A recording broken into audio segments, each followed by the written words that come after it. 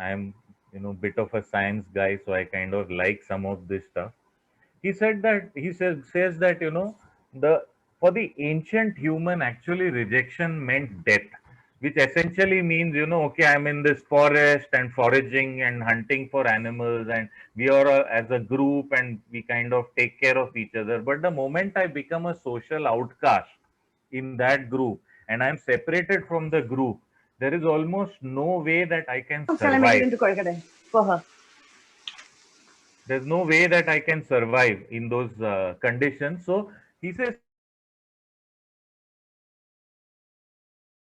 Arun, you will have to. yeah, Okay, sorry, I've done sorry, that. sorry. Yeah. So somewhere genetically, we are all programmed, from the time of the ancient human, that if I get rejected, then, it's death. And that's the fear, in a primal reptilian brain, as they say. That is what you kind of, the amygdala, that's what you feel actually. The brain interprets physical pain and rejection equally. So this has happened to me. In some of my rejections, I actually felt a pain in my stomach.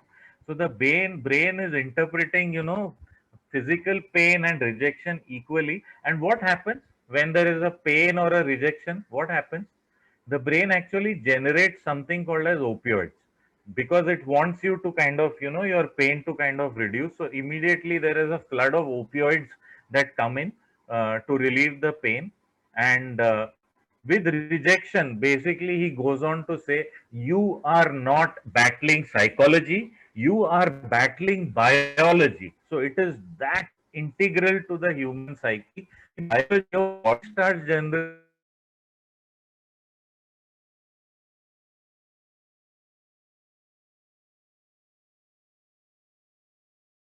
under attack. So आपल्याला येत नाहीये का? Hello, आपल्याला सगळ्यांना problem झालाय का? हा, पण तुझं तर ह्याच्यावर आहे ना, mobile डाटावर. scary. And as and when this kept happening, see, one important thing he said is, the moment you laugh, that whole opioid doesn't happen. You are comfortable, that whole pit in the stomach, that body biology. So if you want to fool the biology of your body, bring humor and start laughing, and that rejection suddenly doesn't look so bad at all. If you are able to bring some humor into rejection and laugh and make that other person also laugh, your biology is beaten. Okay, you will not feel that. So that flood of opioids will not happen, and that physical pain will not happen, because your body starts interpreting it as fun. He said, okay, now with all these silly things of rejection that I'm doing, uh, looks like I've gotten used to it, and uh, it's becoming easier and easier. It's becoming less and less scary. So he said, can I amp up the fear factor and do some things that are really scary? And that's what he kind of tried doing next. Okay, this is very interesting. Okay, the one day job.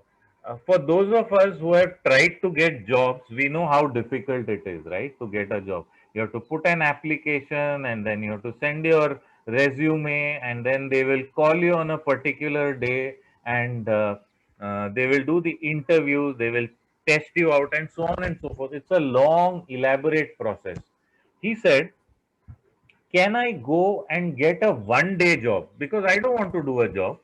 I'm a business owner, I'm an entrepreneur, I'm now running my own academy. I want to do this. Uh, I don't want a job, but I do want to do a one day job, which means that, and he said, I want to do it without a resume, without any intimation. I just walk into any office and say, I want a one day job. Can you give me a one day job? And obviously, not very surprisingly, he went into the first office, attempt one. He was driven out of the office. Okay, saying, Nikal ja yahan se, don't waste our time. In attempt two, the person who was there actually gave him a lecture and said, this is the right process. Guys, you need to do it seriously. Nowadays, you youngsters just think you can turn up and it'll happen. Aisa nahi hota hai. A job is not one day, it is a career. So he got a big bhashan there. So again, he thanked and he walked out of there. And in attempt three, he walked into an office where there was the office manager was a lady called Jennifer, and he walked up to Jennifer and said, "I want to do a 1 day job." She was like surprised, 1 day job? Why do you want to do it? He said, "See, this is what I'm trying to see if it is possible to get job in a different way." Very honestly, he said, I'm trying to find out different things of different ways of doing the same thing. And he told Jennifer. So Jennifer immediately went and spoke to her boss. So the boss said, what are you an expert in?" He said, "Digital marketing and all that." He said, "No, digital marketing, I can't allow you for a 1 day job. But yeah, as an office boy, are you willing to work?" He said, "Sure." So एक दिन का job उसको मिल गया just by walking into an office and saying, "Give me a 1 day job." Now this is really scary to be able to do something like this. You random walk into an office and say, "Can you give me a 1 day job?" And he goes on to actually spend a lot of time in the book talking about Jennifer. He says, "Look, I let's be honest, I got lucky. I got lucky that in my third attempt, someone said yes. Let's be realistic. Okay, this could have been the 15th attempt or the 50th attempt also. I was just lucky that I got Jennifer." And then he gives the background of Jennifer, that she was bought in the southern part of the US, brought up in the southern part of the US. She had a background of hospitality and being polite to people and giving people a chance, and that was her upbringing. So thanks to that upbringing, it's Jennifer, and that's what rejection is, not black and white, right? You can see the first two guys rejected, but the second person, it was the same request. There was no different request. Okay. Again, this person didn't need a 1 day job ke liye koi. But she said yes, and she got in that job for a day just because her nature was like that. So that's again, rejection is not black and white. So this was something interesting. So his realization, rejection is human. That's Jennifer's background. And rejection is an opinion. So there is, he talks about something called as the Milgram shock experiment. You can Google and check this out, the Milgram shock experiment. Very interesting. So in this Milgram shock experiment, they called in certain volunteers or certain candidate and said, "We are going to give you a shock." And people agreed and took these painful shocks. The reason was they tried various variants of it, but when somebody wears a white coat, a stethoscope, and does all of that, they suddenly feel ki, "Oh, okay, maybe this person is, some is a scientist, he knows what he's doing, and therefore I will accept this Milgram, this shocks being given." Now this was his realization, that you can get a rejection and don't take it personal. It's just someone's opinion. Okay. Then he goes on to talk about success. He says success is talent plus resilience. Uh, Okay, this is interesting, guys. He gives certain data. We know authors, right? We know a lot of authors, and we think that these authors are so successful. They have $1 million wealth, and they are loved by people all over the world. So they must be really, really talented. Okay, so for example, let's talk about J.K. Rowling. Okay, J.K. Rowling has got such incredible success, so she must be really talented. Life is easy here for J.K. Rowling. And he gives this example to say, no, not really. If you look at this book, Lord of the Flies by William Golding, he had 20 rejections. The Diary of Young Girl by Anne Frank. Okay, Anne Frank, we all know, is a legend, right? But Anne Frank got 15 rejections. Stephen King got 30 rejections for Carrie. Okay, we all know the Zen and Art of Motorcycle Maintenance by Robert Pirsig, right? He got 121 rejections, and it's recorded in the Guinness Book of World Records as the maximum rejections before a book was published. Dubliners by Joyce, 22. The Help by Catherine Stockett, 60. And finally, Harry Potter and the Philosopher's Stone by J.K. Rowling, 12 times. So there is you know, your success has to come through your ability to become rejection proof. You have talent, that is fine. Overcoming this rejection, and you know, just look at the kind of people who have had to overcome rejection. I think this should inspire us ki, you know, we should keep doing, we should keep going for it. If we believe what we have done is good work, it is going to see light of the day. So uh, the realization number 3 here that he has is rejection has a number. Rejection has a number, and that number varies from case to case. I remember, you know, SP Jain College in Bombay has a very interesting program for family businesses, and the director of that program is Dr. Parimal. Okay, so Dr. Parimal, I had heard him speak once. So he said that, you know, in when you're trying to sell, the there is a number of times that a customer is likely to say no, and on an average that number is 6, he said. So if you get disappointed by your first, second, or third rejection, and then you will most probably not become successful in sales at all, because the average number of times a customer says no is 6. So there is a number for the rejection. And for people who are asking for the same thing for 7 times, they are the guys who end up being really successful in sales. So this is something that Dr. Parimal had shared, which I thought is relevant here. Very interesting. Okay, he also had another learning which says that, you know, whenever you get rejected, don't accept the rejection just like that. You have to ask why. So here he gives the rose bush experiment. So he walked into the house of a person with a nice rose plant in his hand, a rose bush, and said, "Can I, you know, can I plant the rose bush in your garden?" And it was a peach-colored rose. So, can I plant the rose in your garden? So that person said, "No, I don't like flowers in my garden." So immediately he was like, "Oh, I got a rejection." Then he asked, "Why? Why wouldn't you like flowers in the garden?" So he says, "Look, I have a dog, and the dog tries to dig up whatever I plant, and therefore this rose bush will get spoiled if you just put it there, and therefore it doesn't make sense. But you know what?" And then he pointed to the lady across the street and said, "That lady there loves roses. Why don't you go speak to her? In fact, I'll introduce you."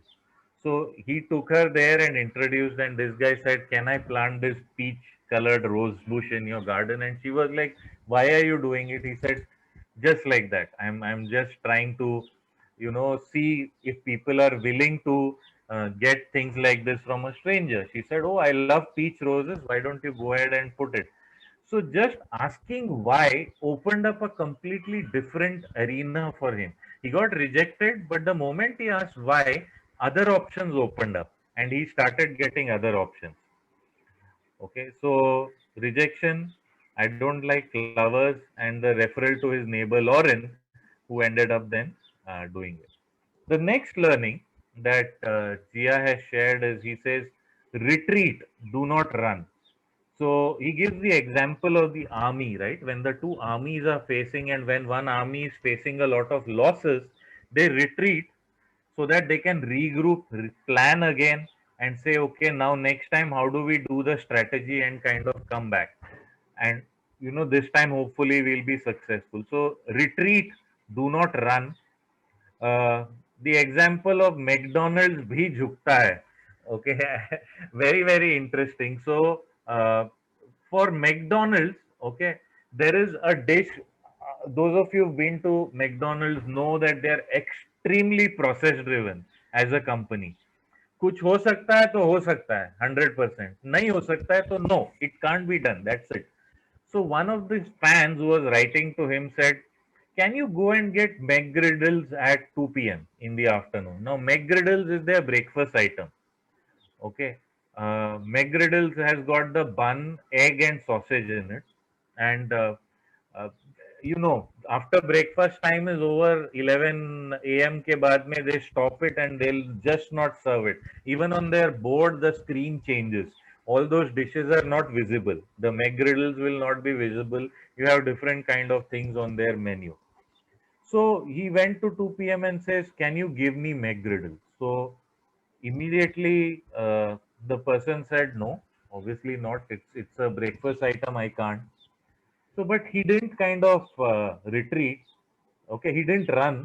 He said, "Okay, is there a reason why McGriddles is not available during lunch?" So the why question was asked. So she said that, you know what, the machine that makes eggs and sausage is cleaned. It's already cleaned up and put aside, unplugged and kept aside. So I will not be able to make that right now.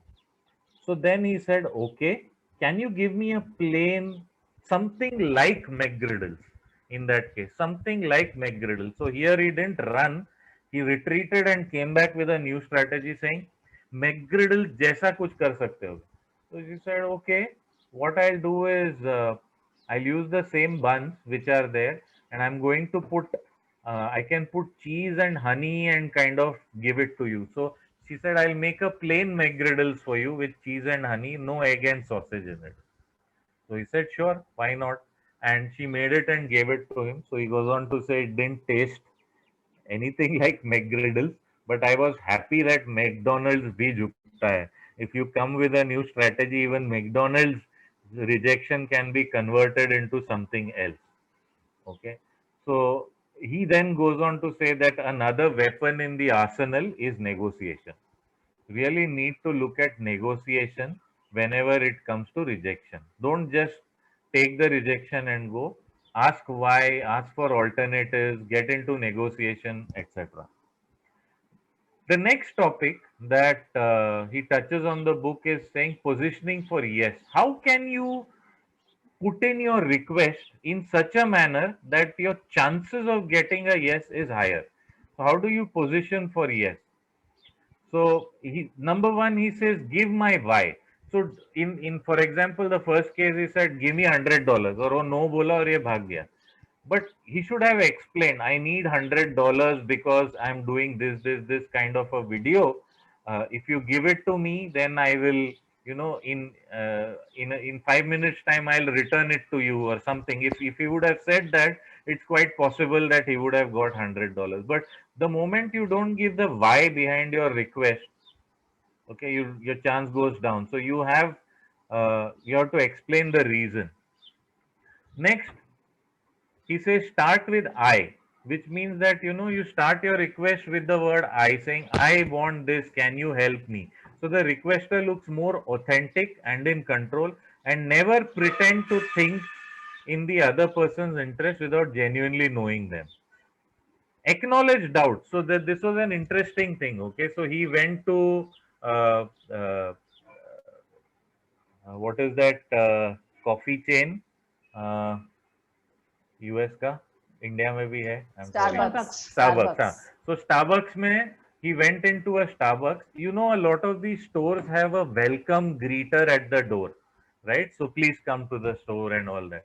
Starbucks never has one. Starbucks doesn't have. So he went to the Starbucks counter and said, "Can I welcome? Can I greet your people?" So they never had that. So the guy at the counter, his expression became a little funny, saying, "ये क्यों कर रहा है?" And immediately he said, "You think the request is a little weird, right?" So immediately he said, "Yeah, yes, it does sound a little weird."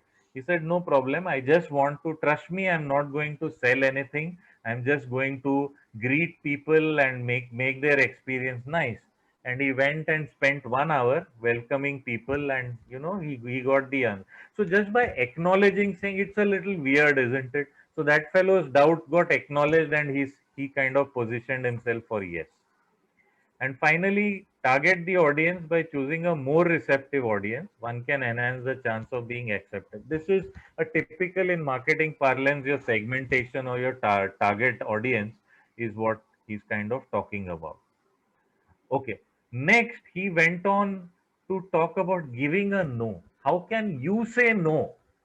Okay, is very, very, very interesting. This is very important, guys. Uh, यहाँ तक क्या है, he would go and ask people for something and he would either get a yes or a no. here what started happening, because he was so famous now, he was started getting millions of mail, people asking for certain requests, making certain things, asking, and he had to kind of start saying no.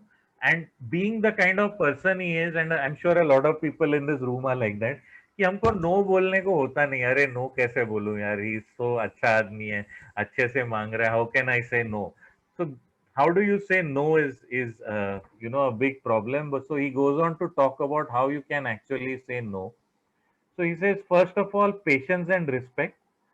Rejection is a hard message. Delivering the message with the right attitude can soften the blow. Okay, here he gives an example of I think Costco. I'll probably it's probably, yeah, no. Huh.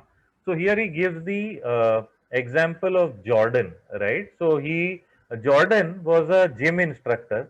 So he walked up to Jordan and said, Jordan, can you give me a free 1 hour coaching in the gym? Jordan said, I'm not allowed to give a free 1 hour coaching. However, if you do become a member of the gym, then I'll give you that free 1 hour coaching. So he said, no, that's not the objective. Then, if I become the member, I don't want to join the gym. So it's not kind of helping me. But Jordan was quite firm and he said no. But then he went on to say, you know what? I have a friend of mine who works for one of the small private gyms. Let me give you his number. I'll speak to him, and if you go meet him, he'll be happy to give you that 1 hour free coaching. In this gym where I'm working, I'm not allowed. So it's a firm no. It's a really firm no that he gave. But then he went on to the that extra mile and said, कि, मैं आपके लिए ये करूंगा, वो करूंगा. And he really appreciated it, Jian. So the flip side of it, Kelly Blazek. Okay, Kelly Blazek is quite a famous LinkedIn figure, and she does a lot of social work and works with charities and NGOs.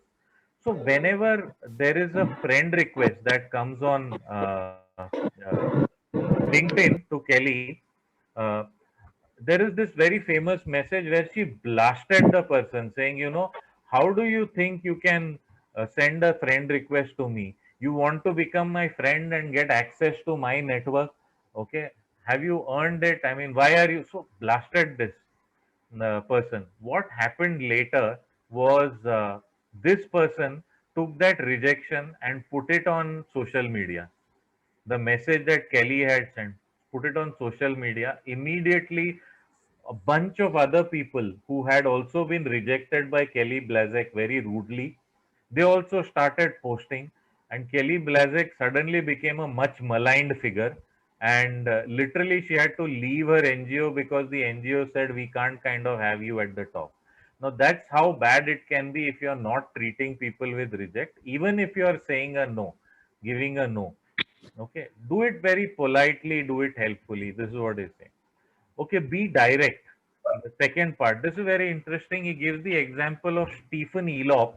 So Stephen Elop is a senior official in Microsoft, and what Stephen Elop said was uh, they were about to sack 12,500 people in Microsoft.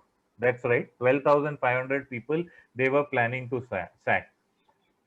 He sent them an 11-page memo, okay, in which the first 10 pages were all about the environment and what's happening and this and that and so on and so forth.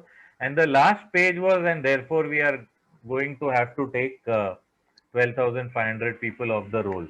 Now, the objective of doing this was just give me a sec, guys, there's a mixer on.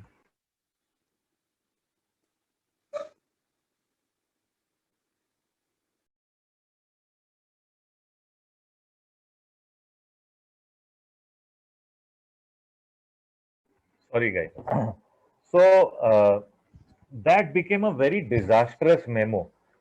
People, know this Stephen Elop memo. Again, you can Google it and check. It's a long, convoluted setup and reasoning. He was trying to do the good thing. He was trying to kind of set the context and soften the blow and all of that. But you have to be direct. And this is considered as one of the worst memos when you are asking people to go, because it's somewhere hidden away in the 11th page that we'll be asking people. You have to be direct and open and offer alternatives. By offering alternatives to get a yes and even simple concessions, one can make the other person a fan. So Robert at Costco, this is very interesting. Costco, as you know, is a low cost store in the US where people can go and buy goods at lower cost. So Gia went to Costco, and he made a very specific request saying, "Guys, can you give me a chance to make the announcement on the Costco? I want to say nice things about you." Now, Robert, who was there, he couldn't allow it because, again, it's not allowed as per policy. So he said, "No, I will not be able to allow you." But Gia insisted and said, "No, I'll only say nice things about you. Look, I have spent hundreds of thousands of dollars, of money here. I'm a loyal customer." He says, "I really appreciate, but the policies doesn't allow us. But by the way, are you hungry?" So Jia was stumped, saying, "Are you hungry means what?" He says, "You know what, come with me." And he took Jia and his family to the cafeteria or the restaurant there in Costco and said, "Give this person what he wants," and made them sit and go away. So even if it is a no, he was very respectful and gave some alternatives to kind of soften the blow. So he spends a lot of time talking about how to say no, because when you are in a position where you are rejecting others, okay, be careful, be respectful. Otherwise, you could go the Kelly Blazek or Stephen Eloff way, and that's not good. Right. So after getting rejected so many times, he started saying there are some upsides also that I have for rejection. So my upsides are: number one, self improvement. So by taking the emotion out of rejection, um, one can use it as an effective way to improve an idea or a product.